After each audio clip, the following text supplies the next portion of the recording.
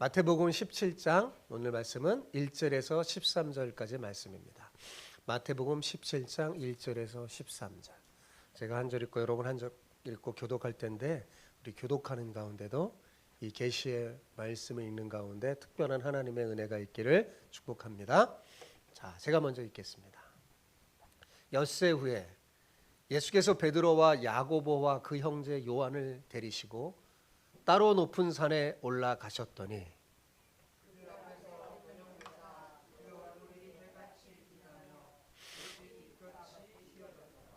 그때 모세와 엘리야가 예수와 더불어 말하는 것이 그들에게 보이거늘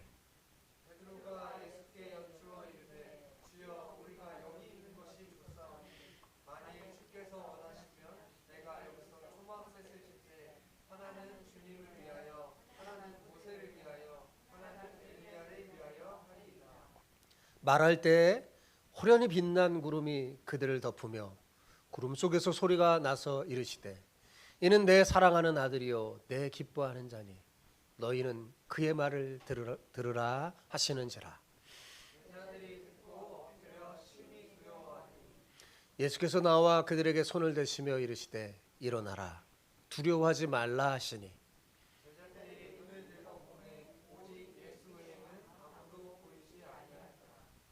그들이 산에서 내려올 때 예수께서 명하여 이르시되 인자가 죽은 자 가운데서 살아나기 전에는 본 것을 아무에게도 이르지 말라 하시니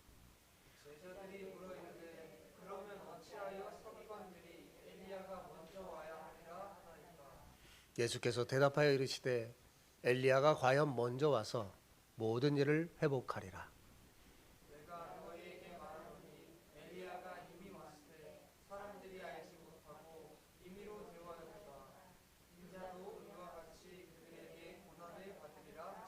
같이요. 그제서야 제자들이 예수께서 말씀하신 것이 세례 요한인 줄을 깨달으니라. 아멘. 아멘. 네.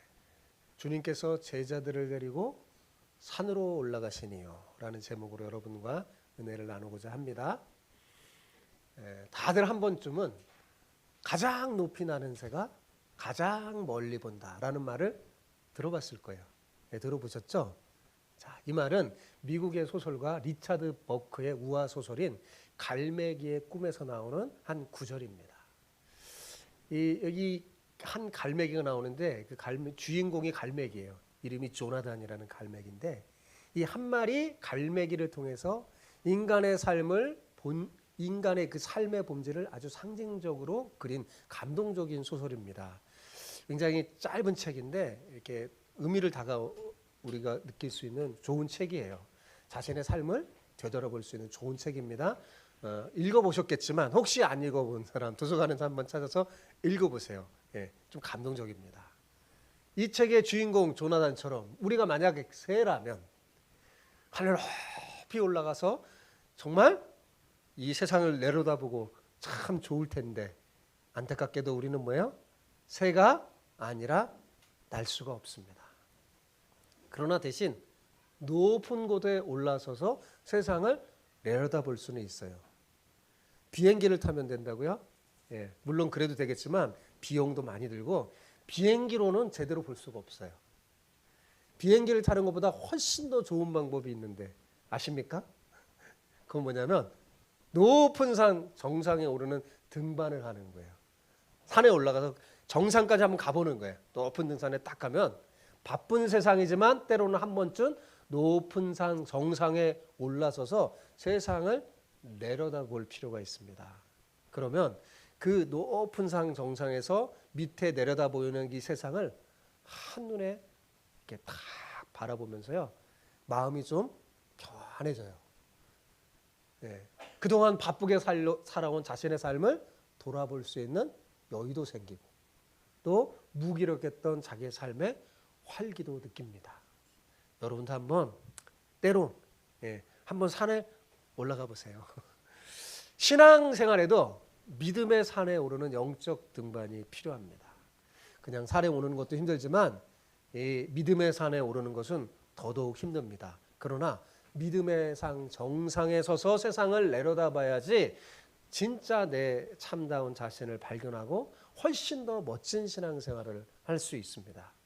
산에 오르는 것이 건강에 좋은 것처럼 믿음의 산에 오르는 것이 영적 건강에 참 좋습니다.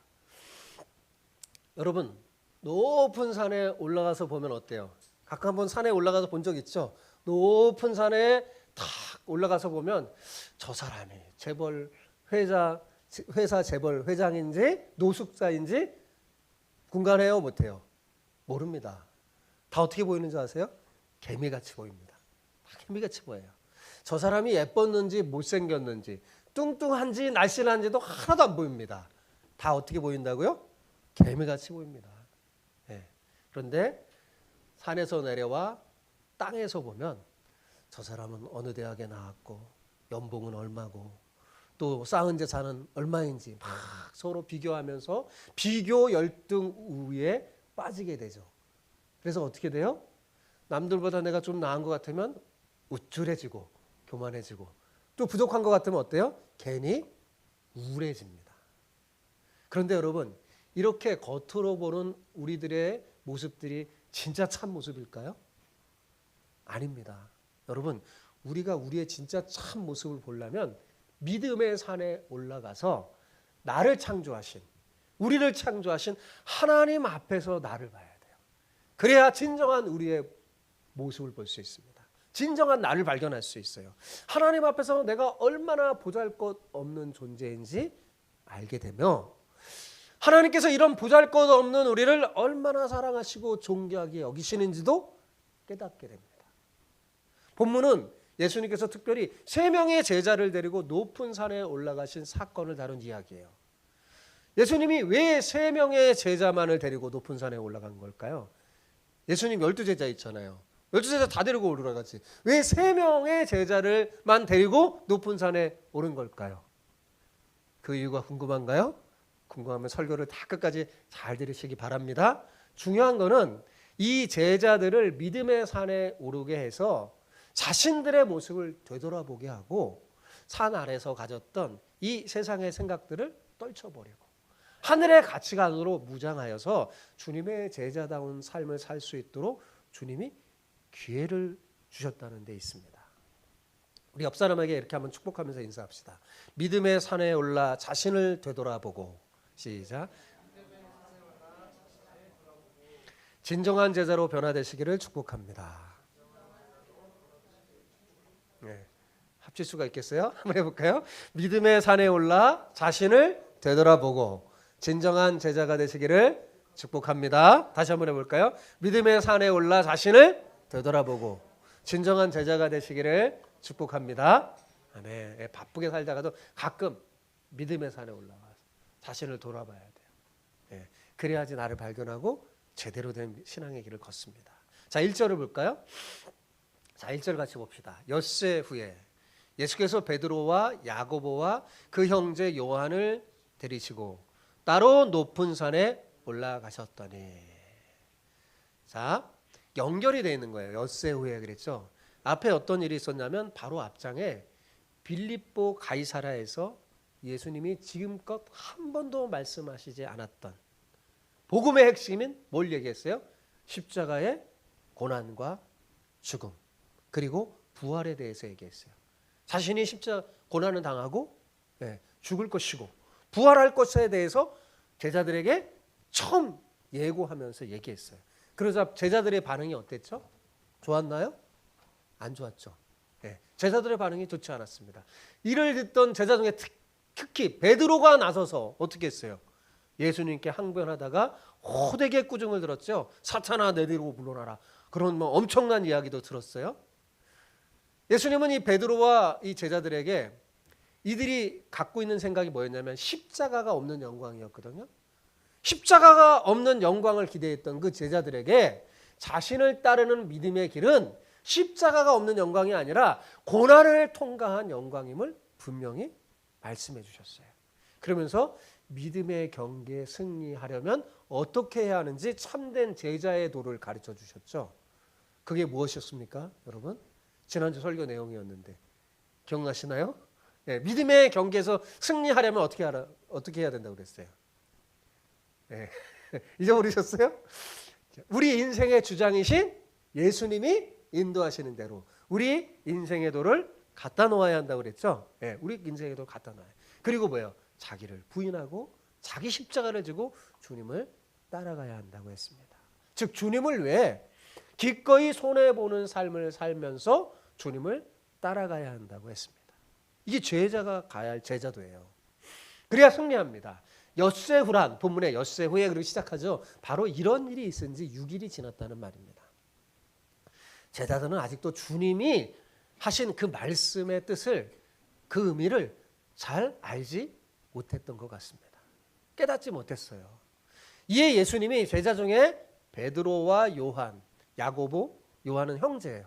이 베드로와 야고보, 요한 이 형제를 따로 데리고 높은 산에 올라간 거예요. 이게 본문의 장면이에요. 올라갔어요. 모든 제자가 아니라 특별히 뭐예요? 이 세 제자만 택하시고 부르시고 올라갔죠. 자, 그럼 물어볼게요, 여러분. 왜 예수님은 하필이면 이 세 제자만 데리고 높은 산에 올라간 걸까요? 예? 자, 이 세 제자는 12제자 중에서 어떤 말로 하면 주장단이라고 할 수 있죠. 리더격의 사람들이에요. 그렇죠? 축구 경기에 보면 주장 있잖아요. 주장 있고 주장단들이 있잖아요. 부주장. 말하자면 이 베드로, 야고보, 요한은 제자들의 주장단이라고 할 수 있어요. 근데 이들을 데려간 거예요. 왜 이들을 데려갔냐? 이들의 교만과 잘못된 생각을 바로잡아서 다시 기회를 주기 위함이었습니다. 여러분, 이 세 명의 사람들의 공통점은 뭐가 있냐면 으뜸이 되고자 하는 야망이 있었어요. 예.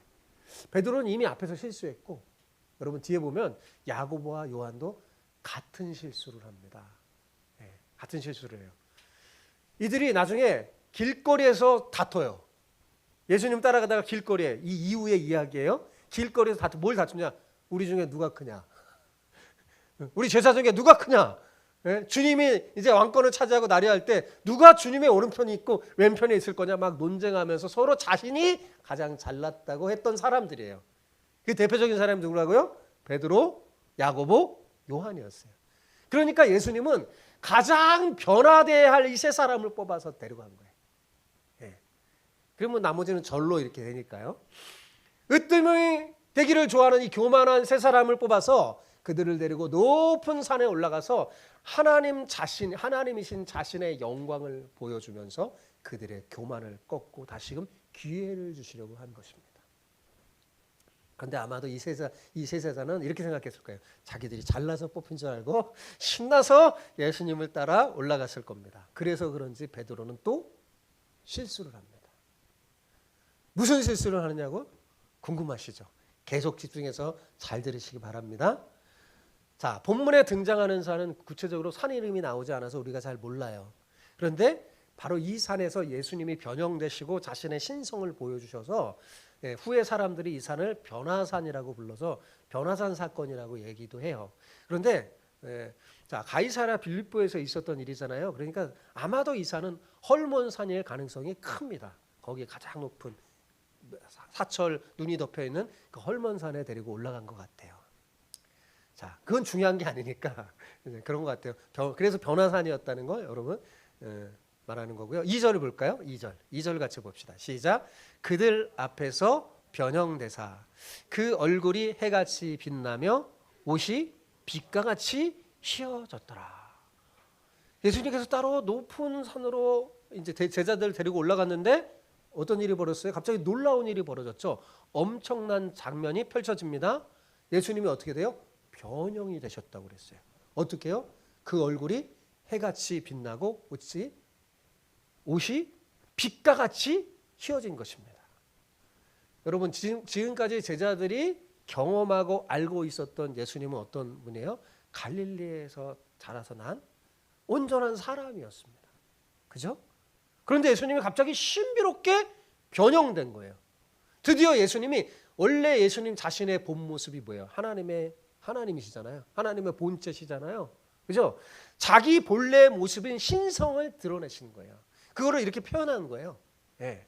지금까지 제자들과 함께 지내는 동안은 이 공생애를 지내는 동안 예수님은 한 번도 자기의 신성을 드러내신 적이 없었습니다. 물론 하나님의 이름으로 능력을 행하시고 병자들을 고쳐주시고 귀신을 쫓아내는 그런 신적인 능력을 보여주셨지만 외형적으로 제자들에게 딱 보면 자신의 하나님이신 신성을 보여주신 적은 없어요. 예수님은 철저히 완전한 연약한 인간으로 사셨습니다. 그죠? 근데 이번에는 어떻게 한 거예요? 제자들을 데리고 자기의 신성을 보여주셨어요. 제자들이 깜짝 놀란 거죠. 처음 본 예수님의 모습이니까요. 이게 꿈인가 생신가 서로 눈을 비비고 막 얼굴 꼬집어봐도 이게 꿈이 아닌 거예요. 그죠? 신기롭게 변화된 이 예수님의 모습에 제자들은 그저 입이 탁 벌어지며 황홀궁에 빠졌습니다. 이 자체도 충격인데 여러분 잠시 뒤에 더 기가 막힌 일이 벌어지죠. 자, 3절 볼까요? 3절 같이 봅시다. 시작. 그때 모세와 엘리야가 예수와 더불어 말하는 것이 그들에게 보이거늘. 예수님이 변형이 되셔서 하나님의 신성을 드러낸 것도 깜짝 놀랐는데 갑자기 누가 등장해요? 모세와 엘리야가. 자기들이 영이라고 생각하는 구약의 대표적인 인물, 두 인물 모세와 엘리야가 나타나더니 예수님과 셋이 대화를 하는 것을 이 세 제자들이 본 거예요. 율법의 대표인 모세와 구약의 선지자 중에서 가장 큰 능력을 행했던 선지자, 이게 엘리야예요. 이스라엘 사람들은 이 두 사람을 자기 민족을 대표하는 영웅이라고 생각했습니다.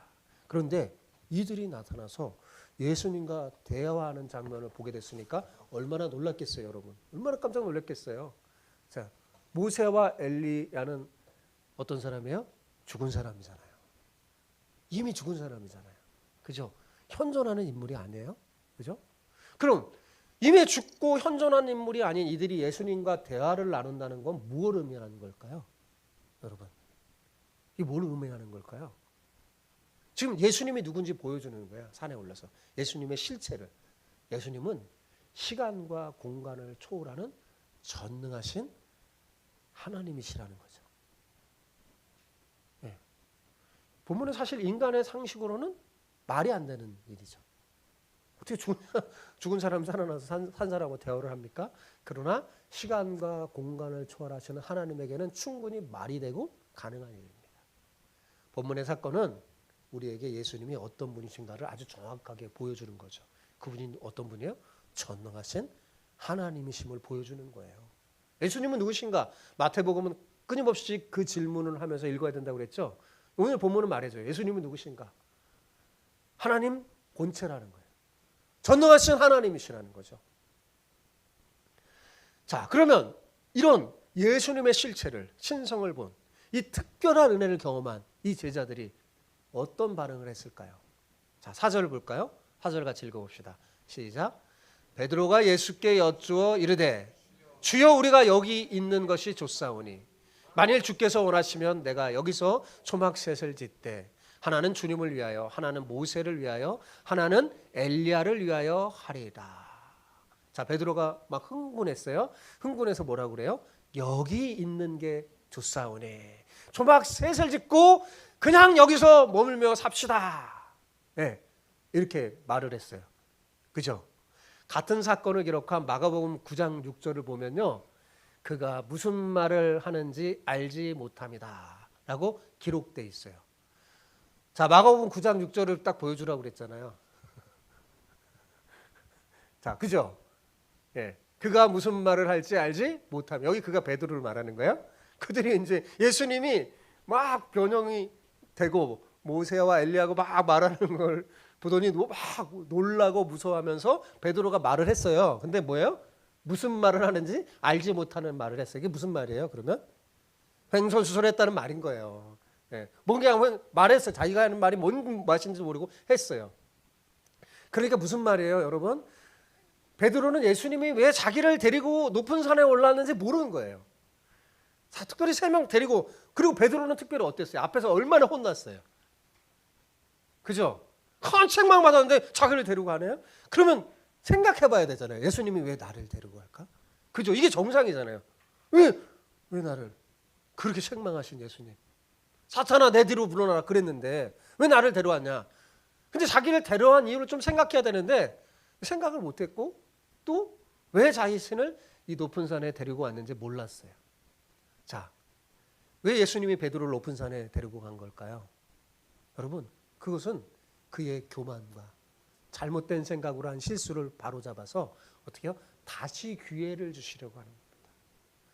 우리가 성경에 보면 우리 하나님은 얼마나 좋으신 하나님인가 하면 자꾸 우리에게 기회를 주십니다. 다시 기회를 주시려고 사실 왜 산에 데리고 왔냐? 이 세 명의 제자에게 다시 기회를 주시려고 하는 거예요. 그들의 세상의 잘못된 생각을 떨쳐버리고 으뜸이 되고자 하고 교만한 생각들, 잘못된 생각으로 자꾸 실수하잖아요. 그거를 떨쳐버리고 예수님의 실세 그 본체 앞에서 신성 앞에서 겸손해지고 그래서 다시 제자답게 그렇게 살 수 있도록 하나님께서 기회를 주신 거예요. 하나님의 영광으로 번영된 그 예수님을 보고 회개하고 변화되어서 산 아래 세상 속에서 빛과 소금으로 살아갈 수 있도록 하기 위한 예수님의 배려라고 할 수 있죠. 그런데 베드로는 이 예수님의 마음을 알았을까요? 몰랐을까요? 아직 몰랐던 거예요. 몰랐어요. 그러니까 뭐라고 말해요? 주여 우리가 여기 있는 게 좋사오네. 그래서 여기 있지요. 여러분, 자 주여 우리가 여기 있는 게 좋사오니 지금 이걸 누가 판단하고 생각하는 거예요? 누가 판단하고 생각하는 거예요? 대답해 주세요. 누구요? 베드로죠. 예수님 아니죠. 베드로예요. 여기 있는 게 누구에게 좋을까요? 베드로에게 좋은 겁니다. 그죠? 자 생각해 보세요. 앞에서 분명히 주님이 무슨 말을 했어요? 십자가와 부활에 대한 이야기를 했잖아요.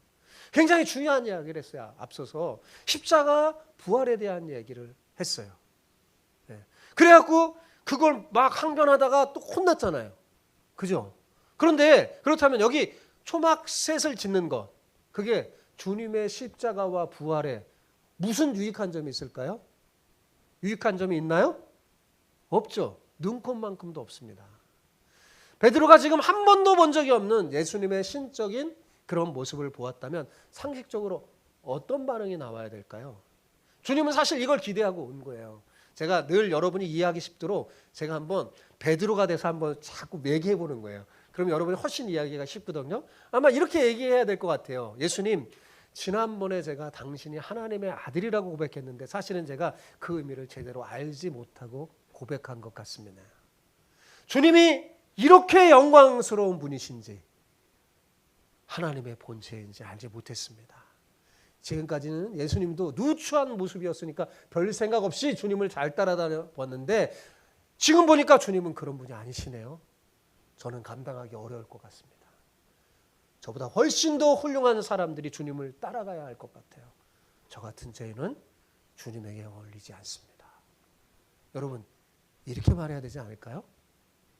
그죠? 다 구약에 하나님의 영광을 본 사람들의 공통적인 반응이 이런 거예요. 나는 죄인이고 부족합니다. 저를 떠나소서. 그죠? 이래야 당연한 거예요. 그런데 베드로는 그렇게 하지 않았어요. 여기가 좋사오니 우리 여기 삽시다 막 이러는 거예요. 무엇보다 여러분 베드로가 지금 초막 셋을 짓고자 하고 여기에 머물고자 한 이 말이요. 지금 뭐 하는 거냐면 예수님이 가는 길을 막는 거예요. 그죠? 예수님은 지금 뭐 하려고 해요? 죽으러 가시잖아요. 예루살렘 가는 건데요. 물론 그런 의도로 베드로가 말하지 않았다고 해도 베드로는 자기도 모르는 횡성수설한 그것으로 주님의 가는 길을 뭐 하고 있는 거예요? 지금 막고 있는 거예요. 주님은 지금 자신이 십자가의 고난을 받고 죽으려고 간다고 그래서 예루살렘을 간다고 말씀하는데 베드로는 뭐라고 그래요? 그냥 여기서 초막셋을 짓고 삽시다. 어디로 가시려고 합니까? 가지 맙시다. 지금 이러는 거잖아요. 그죠? 베드로는 지금 자기가 어떤 이야기를 하는지 잘 분간하지 못하고 또다시 실수한 거예요. 바로 그때 구름 속에서 소리가 났습니다. 자, 5절을 볼까요? 자, 5절 같이 읽어봅시다. 시작. 말할 때 호련히 빛난 구름이 그들을 덮으며 구름 속에서 소리가 나서 이르시되 이는 내 사랑하는 아들이요 내 기뻐하는 자니 너희는 그의 말을 들으라 하신지라. 자, 여러분 여기 이 본문을 읽으면 호련히 빛난 구름, 이상하지 않아요? 호련히 빛난 구름, 참 이상한 표현이죠. 구름이 어떻게 호련히 빛날까요? 예, 그죠? 구름이 어떻게 호련히 빛나요? 그죠? 근데 호련히 빛난 구름이 그들을 덮었대요. 왜 그랬을까요? 그 속에 하나님의, 그 구름 속에 하나님이 임재하셨기 때문입니다. 여러분, 우리가 빛나는 것은, 우리가 세상에 비친 것은 우리가 빛이라서가 아니라 뭐야? 빛이신 주님을 우리가 믿기 때문이에요. 우리 안에 주님이 계시니까 우리가 세상에 빛이잖아요. 그죠? 구름 자체가 빛나는 게 아니라, 왜 호련히 구름이 빛나요? 그 구름에 누가 임재하신 거예요? 하나님이 임재하셨기 때문입니다. 그러니까 구름 속의 소리는 구름의 소리가 아니라 무슨 소리일까요? 예? 하나님의 소리죠. 그죠? 하나님의 소리예요. 하나님의 소리가 들린 거예요. 첫 번째로 뭐라고 말했냐면, 이는 내 사랑하는 아들이요 내 기뻐하는 자라라고 말씀했어요. 이것은 예수님이 누군지 성부 하나님이 선포하신 거예요. 예수님이 누군지, 누구라고요? 하나님의 사랑하는 아들이요 기뻐하는 자라고 선포하잖아요. 그죠? 예수님께서 왜 놀라운 모습으로 변형되셨는지 성부 하나님께서 친히 알려주는 거예요. 못 알아듣고 지금 엉뚱한 소리를 하니까 베드로가. 그죠? 답답한 거예요. 답답해서 성부 하나님이 나타나셔요. 알려주는 거예요. 지금 네 앞에 서 있는 분이 누군지 알려주는 거예요. 즉 예수님은 어떤 분이라고요? 하나님의 사랑하는 아들이며 하나님이 기뻐하시는 분이라는 거죠. 구약에 하나님의 아들이란 말, 누구의 아들이란 말은 동격이에요. 하나님하고 동격. 하나님이시라는 거예요. 그리고 하나님께서 두 번째로 구름 속에서 선포하신 말씀이 뭡니까? 너희는 그의 말을 들으라. 그죠? 너희는 그의 말을 들으라 겁니다. 그러니까 이건 뭐냐면 제자들이 예수님 앞에서 어떻게 반응해야 하는지 알려주는 거예요. 너무 답답하니까 너희들이 지금 예수님에 대하고 예수님 말씀 들을 때 어떻게 반응해야 되는지, 베드로처럼이 아니라 어떻게 반응해야 되는지 알려주는 거예요. 어떻게 해요? 그의 말을 들으라. 누구의 말을 들으라는 거예요? 예수님의 말. 그죠? 예수님의 말을 들으라고 명령하신 겁니다. 여러분, 하나님의 임재와 영광이 나타나면 사실 우리는 다 똑같은 태도를 보여야 돼요. 어떻게 해요? 저는 죄인. 하나님의 영광을 보면 우리를 알게 돼요. 우리가 얼마나 죄인임을. 저는 죄인입니다. 말씀하십시오. 제가 듣고 따르겠습니다. 순종하겠습니다. 그것이 구약에서부터 지금까지 믿음의 사람들이 하나님 앞에서 보인 마땅한 태도였습니다. 이렇게 놓고 보면 여러분, 베드로가 지금 얼마나 잘못했는지 알겠죠? 예. 베드로의 반응이 얼마나 잘못된 반응인지 알 수 있습니다. 사실 베드로는 이렇게 반응해야 돼요. 주님, 당신은 살아계신 하나님의 아들이십니다. 말씀하십시오. 제가 순종하겠습니다. 주님의 뜻을 알려주십시오. 제가 그대로 따르겠습니다. 그 길이 고난의 길이라도 말입니다. 여러분, 이게 온전한 반응이잖아요. 그런데 베드로는 그렇게 하지 않았죠. 그래서 성부 하나님께서 답답해서 구름 속에서 말씀하시는 거예요. 자, 그러면 그의 말이라는 게 뭘까요? 그의 말을 들으라 그랬잖아요. 그의 말이 뭘까요? 그의 말은 다른 게 아니에요. 변화산에 올라오기 전에 예수님께서 말씀하셨던 어떤 거예요? 십자가의 고난과 죽음과 그리고 부활에 대한 말이죠. 자, 여러분, 마태복음에는 나와 있지 않지만 같은 사건을 기록한 누가복음 보면, 누가복음 9장 보세요. 쭉 띄워보세요. 누가복음 9장에 보면 이 모세와 엘리야가 예수님과 얘기했다고 그랬죠. 그 얘기한 주제를 알려줘요. 주제가 뭐예요? 장차 예수께서 예루살렘에서 별세하실 것. 그러니까 주제가 뭐예요? 예수님의 십자가의 고난과 부활에 대한 이야기였어요. 그러니까 거기서 모세와 엘리야가 나눈 게 뭐냐면 예수님이 저 변화산 아래에서 얘기했던 거, 제자들에게 얘기했던 거, 십자가의 고난과 죽음, 부활, 이런 거에 대해서 지금 이야기한 겁니다. 그리고 조금 있으면 예수님이 또 산에 내려가면 다시 한번 여기에 대해서 얘기합니다. 자신이 고난받고 죽는 것 얘기하죠. 그러니까 비록 이런 예수님의 말씀이 제자들은 한 번도 생각한 적이 없고 경험한 적도 없고 원하지 않는 것이라 할지라도 그분이 말씀하시면 어떻게 하라는 거예요? 그분의 말씀을 잘 듣고 그대로 순종하라는 거잖아요. 지금 그 말입니다. 구름 속에 들린 하나님의 음성을 들은 제자들은 심히 두려워했어요. 당연히 그렇죠. 얼마나 두려웠겠어요. 이에 주님께서 그들에게 부드럽게 손을 대시며 일어나라. 두려워하지 말라 말씀하시니 제자들이 눈을 들어서 딱 봤는데 예수님 외에는 아무도 보이지 않았어요. 싹 사라졌죠. 모세 안에서 다 사라지고. 그리고 예수님의 모습도 원래 자신들이 봤던 인간의 모습을 본 거죠. 모세도 안 보이고 엘리야도 안 보이고 오직 예수님만 보였어요. 이게 무슨 말일까요? 이 예수님만이 하나님 나라를 성취하고 완성하신 유일한 분이시라는 사실입니다. 모세도 엘리야도 다 뭐예요? 신부름꾼이요 그림자요 모형일 뿐이죠. 그죠? 예수님만이 하나님의 나라를 완성하실 분이라는 사실을 보여주는 거예요. 자, 9절로 보십시다. 9절 같이 읽어볼까요? 시작. 그들이 산에서 내려올 때 예수께서 명하여 이르시되 인자가 죽은 자 가운데서 살아나기 전에는 본 것을 아무에게도 이르지 말라 하시니 또 계속 말하죠. 자기가 죽게 되고 부활할 거라는 거죠. 십자가의 고난과 죽음에 대해 부활에 대해서 계속 말해. 또 말해요. 못 알아듣니까 또 말해요. 근데 그거 보기 너네들이 직접 눈으로 이제 경험하기 전에는 말하지 말라 이렇게 말했어요. 자, 예수님이 산에 오르기 전에 제자들에게 말씀하셨던 그 말씀을 지금 뭐야? 또 한 번 한 거예요. 다시 한 번. 그죠? 베드로는 이것을 생각도 안 했고 원하지도 않았죠. 그러므로 앞에서 실수했고 산에 올라가서도 예수님의 길을 가로막는 엉뚱한 말을 한 것입니다. 그런데 예수님은 그 베드로를 향해서 그리고 제자들을 향해서 또다시 말씀하십니다. 다시 말씀하셔요. 왜 그럴까요? 기회를 주시는 거예요. 기회를 주시는 거예요. 자신이 십자가의 고난을 겪고 부활할 건데 너희들이 곧 이거 경험하게 될 거야. 이 모든 것을 경험하고 확실히 알아서 온전하게 믿음을 갖기 전에는 너희가 지금 본 거에 대해서 아무 말도 하지 말라 이렇게 말했어요. 왜 이렇게 말했을까요?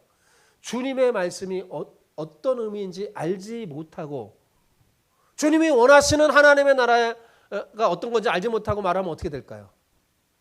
네, 실수하게 돼요. 주님이 원하시는 하나님의 복음을 선포하는 게 아니라 자기 뜻대로 자기 생각을 이야기하게 되기 때문에 그렇죠. 그렇게 하지 말아라. 이제는 이제 너희가 잘 알지 못하면 알지 못하는 거 말하지 말라는 거예요. 깨닫기 전에. 계속 실수하잖아요. 그죠? 그래서 제자들이 또 질문을 해요. 그러니까 10절 보세요. 자, 읽어봅시다. 시작. 제자들이 물어 이르되 그러면 어찌하여 서기관들이 엘리야가 먼저 와야 하리라 하나이까. 저는 이 본문에 보면 참 답답했어요. 여러분 답답하지 않나요? 지금 여기서 엘리야를 왜 묻습니까? 여러분 뭘 물어봐야 돼요? 예수님에 관해서 물어봐야 되잖아요. 그죠? 예수님이 영광스러운 모습을 봤잖아요. 그 놀라운 몸 봤잖아요. 근데 그거 뭔지 모르잖아요. 잘 뭘 깨달았으면 물어봐야죠. 주님 우리 여기 왜 산에 데리고 오셨고 당신이 그렇게 영광스러운 모습을 보여주셨는데 그게 무슨 뜻입니까? 도대체 우리에게 원하시는 게 무엇이나요? 이렇게 물어야 정상 아닐까요? 그죠? 그런데 예수님에 대해서 묻지 않고 서기관들이 떠들고 있는 것에 대해 물어봅니다. 왜 메시아가 오기 전에 엘리야가 먼저 와야 한다고 그렇게 얘기하나요? 이렇게 물었어요. 그죠? 그러니까 이들이 아직 확신이 없는 건지 또 왜 이렇게 묻는 건지. 그러니까 사실 그렇게 물은 것은 이유가 있어요. 왜냐하면 구약 성경에 엘리야가 와야 하지만 그 다음에 메시아가 와야 한다고 예언되어 있기 때문입니다. 그러니까 그들은 아직 뭐예요? 엘리야가 오지 않았다고 생각한 거죠. 근데 예수님 메시아 그러면 엘리야가 와야 된 그다음에 메시아가 온다고 그랬는데 어떻게 된 거지? 예? 그럼 조금 전에 예수님과 얘기 나눴던 또 엘리야를 봤잖아요. 그죠? 얼마나 혼란스럽겠습니까? 혼란스러웠던 거예요. 예. 그래서 물어본 거예요. 예수님이 아주 친절하게 대답해 줍니다. 자, 11절 13절 같이 읽어봅시다. 시작. 예수께서 대답하여 이르시되 엘리야가 과연 먼저 와서 모든 일을 회복하리라. 너에게 말하노니 엘리야가 이미 왔으되 사람들이 알지 못하고 임의로 대우하였도다. 인자도 이와 같이 그들에게 고난을 받으리라 하시니 그제서야 제자들이 예수님께서 말씀하신 것이 세례 요한인 줄을 깨달으니라. 예수님은 서기관들이 말하는 대로 엘리야가 오는 거 맞다. 근데 뭐예요? 이미 왔다라고 얘기해 주시면서 그런데 어떤 일이 벌어졌어요? 사람들이 왔는데 알아봤어요? 못 알아봤어요? 알아보지 못해서 자기들 멋대로 세례 요한을 대우했다는 거예요. 예. 그제서야 제자들이 세례 요한이구나라고 깨달았다는 거죠.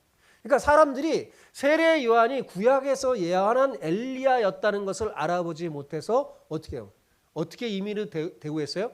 감옥에 쳐놓고 권력자 앞에서 잘 보이기 위해서 세례 요한의 목을 쳐서 쟁반에 달아서 죽였잖아요. 네, 그렇잖아요. 그랬듯이 사람들이 지금 예수님도 알아보지 못해서 예수님 자신도 사람들에 의해서 고난을 받고 죽을 것이라고 지금 바라고 있는 거예요. 자기도 세례 못 알아보고 저들이 주인이신 하나님 나라의 왕이신 그분이 자기 백성이 왔는데 사람들이 알아보지 못하고 빛으로 왔는데 어둠 속에 있는 그들이 알아보지 못하고 임의로 예수님을 대하고 고난 당하게 되고 십자가에 못 박고 죽게 될 것이라고 지금 말하는 거죠. 자, 여러분 오늘 말씀을 한번 정리해 봅시다. 여러분 제자들을 불러서 훈련시켰던 예수님 때가 되자 예수님은 세상 문화의 가치와 우상이 충만했던 빌립보 가이사랴 지방에서 십자가의 고난과 죽음, 부활에 대해서 예고하시면서 자신이 누구시며 내가 왜 이 땅에 왔는지 구체적으로 알려주셨어요. 그런데 제자들이 뭐라고요? 알아듣지 못했다고 했죠. 특히 베드로는 더더욱 그랬습니다. 그는 예수님 지금 무슨 말씀하시는 겁니까? 주님 믿고 산전수전 다 겪으면서 우리가 여기까지 따라왔는데 죽다니요. 절대로 안 됩니다. 제가 그런 일이 생기지 않도록 할 겁니다. 이렇게 항변하다가 어떻게 해요? 호되게 꾸지람을 받았잖아요. 책망을 들었어요. 주님은 그런 그를 다시 데리고 며칠 지나지도 않았어요. 6일 후에 그렇게 사탄의 노릇을 했던 베드로를 다시 데리고 높은 산에 올라가서 자신의 영광을 보여주면서 뭐예요? 다시 기회를 주신 거예요. 물론 이번에도 주님은 그 의도를 알아차리지 못하고 또 실수를 했지만 주님은 다시 기회를 주셨어요.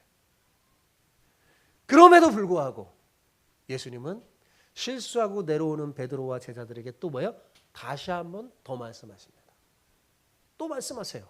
또다시 십자가의 고난과 죽음에 대해서 말씀하시고 또다시 기회를 주십니다. 주님의 뜻이 무엇인지 알게 하고 그대로 순종할 수 있게끔 또다시 말씀하시고 격려하는 거예요. 여러분 인간적으로 생각하면 이렇게 비효율적이고 이렇게 비능률적인 일이 어디 있겠습니까? 우리 생각에는 이렇게 많은 은혜를 쏟아부었는데도 도대체 변하지 않고 엉망진창인 제자들에게 또 은혜를 베푸시고 기회를 주실 필요가 있을까? 그런 생각이 들기도 합니다. 그런데 주님은 절대로 포기하지 않으시죠. 또 기회를 주세요. 사랑하는 성도 여러분, 여기에 우리의 소망이 있는 겁니다. 실수투성인 이 베드로를 참아주시고 다시 기회를 주신 예수님께서 우리도 참아주시는 거예요, 여러분. 우리도 참아주시고 우리에게 다시 기회를 주실 것이라는 그 소망이 우리에게 있습니다. 가만히 생각해 보면 여러분 우리도 베드로와 별 다를 것이 없다는 것을 깨닫게 됩니다. 솔직히 우리도 베드로와 같은 실수를 할 때가 얼마나 많이 있습니까? 하나님 믿는다고 하면서도 오히려 하나님 나라 일을 해치고 방해할 때가 나도 모르게 있는 거예요. 그런데도 주님은 우리를 포기하지 않으시고 끝까지 참아주시고 또다시 기회를 주시는 이 예수님의 열심과 신실하심이 결국 베드로를 변화시켰듯이 베드로가 계속 그러지 않아요, 여러분? 이렇게 막 도대체 안 변하는 것 같아요. 근데 변합니다. 베드로를 결국 변화시켰듯이 결국 우리도 변화시켜서 하나님 나라의 충성스러운 일꾼으로 만들어 주실 줄 믿습니다. 각각 형편과 모양은 다를지 몰라도 여러분 주님께서 다시 기회를 주시려고 은혜를 베푸실 때가 있어요. 여러분, 그것이 바로 여러분의 변화산입니다. 예. 여러분이 신앙생활 하면서 막 있는데 하나님께서 뭐 다 달라요. 여러분의 믿음의 형편과 사정 다 다르지만 여러분에게 다시 기회를 주시고 은혜를 베풀 그 때가 있어요. 그게 뭐라고요? 그게 여러분의 변화산이라. 그때 오늘 제가 한 설교, 오늘 말씀을 기억했으면 좋겠습니다. 그리고 베드로와 같은 실수를 반복하지 마시기 바랍니다. 하나님이 원하시고 기뻐하는 모습으로 반응하세요. 이렇게 말입니다. 주님, 저는 당신이 하나님의 아들이심을 믿습니다. 그동안 제가 실수하고 잘못하여 못 알아들었는데 이제 말씀만 하십시오. 제가 믿고 순종하며 따르겠습니다. 그 길이 아무리 힘든 고난의 길이라도 말입니다. 이렇게 고백하는 여러분 모두가 되기를 축복합니다. 아멘.